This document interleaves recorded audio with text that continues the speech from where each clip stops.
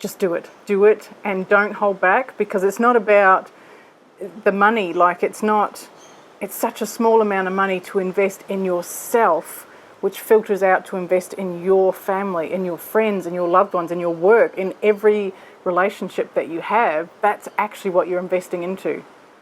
Because it's a big thing, it's a big commitment, it's a big time commitment, it's a big financial commitment, and as a woman and a mother, you're at the bottom of the pile in the priorities of time, money, importance. And to be able to step aside and go, no, I'm actually worth this. I actually believe I have what it takes to actually help other women believe this and prioritise themselves.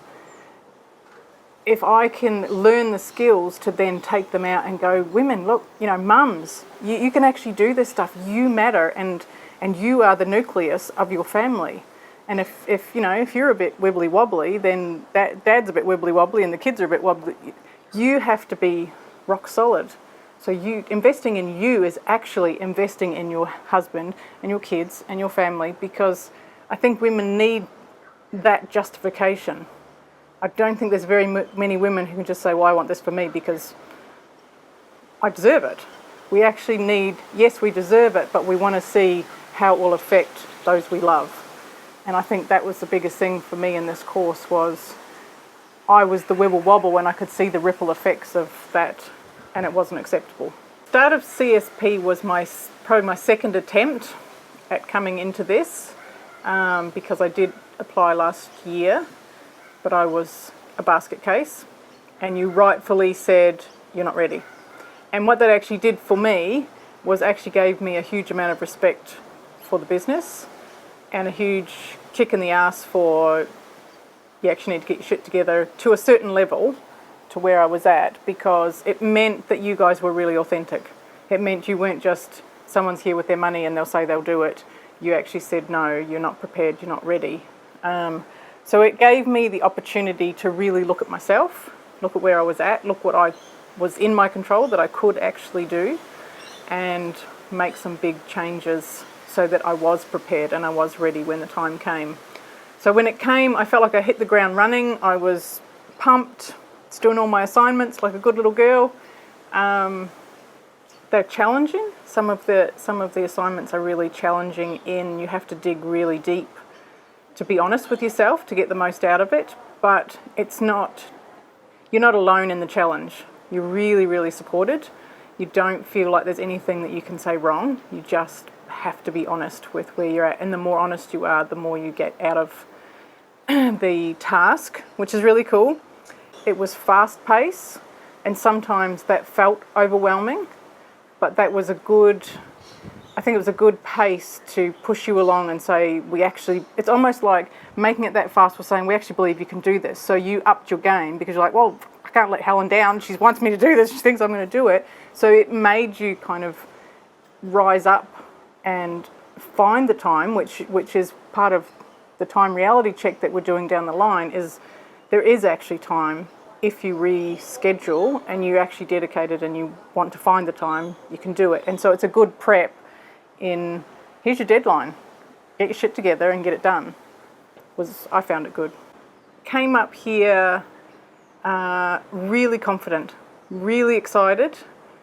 Had a couple days where I was a little bit scared, but excited on the whole.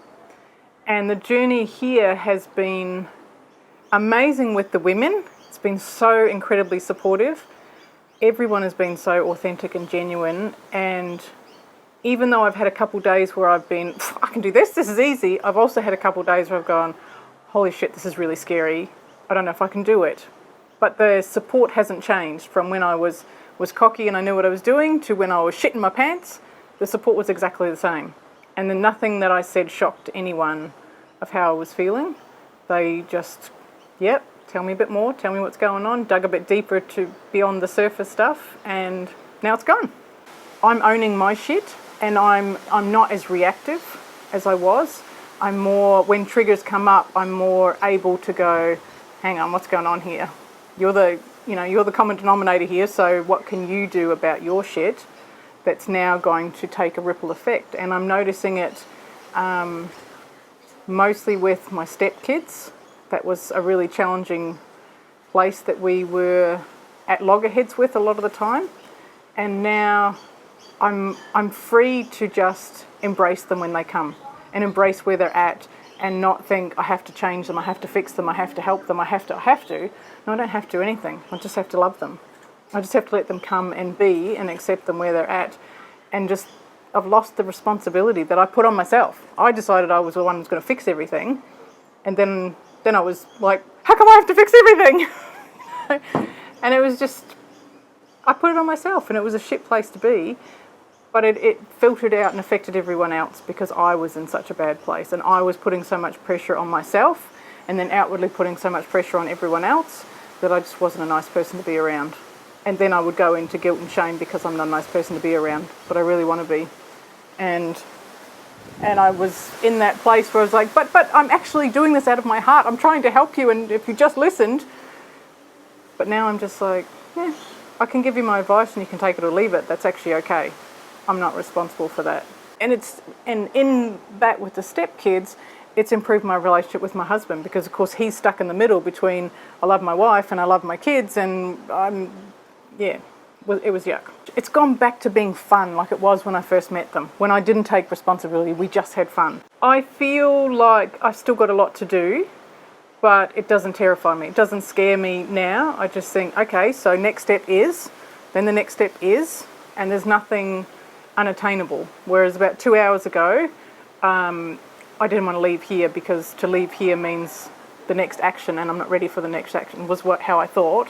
And it was terrified. This morning I was terrified. I couldn't do this, I'm going to do it all wrong. All these stupid beliefs that now are just stupid beliefs. I can't even believe that I was that worried. Now I'm just like, okay, so I'm going back. I've booked my hall. I'm putting my ads out and we'll see what happens.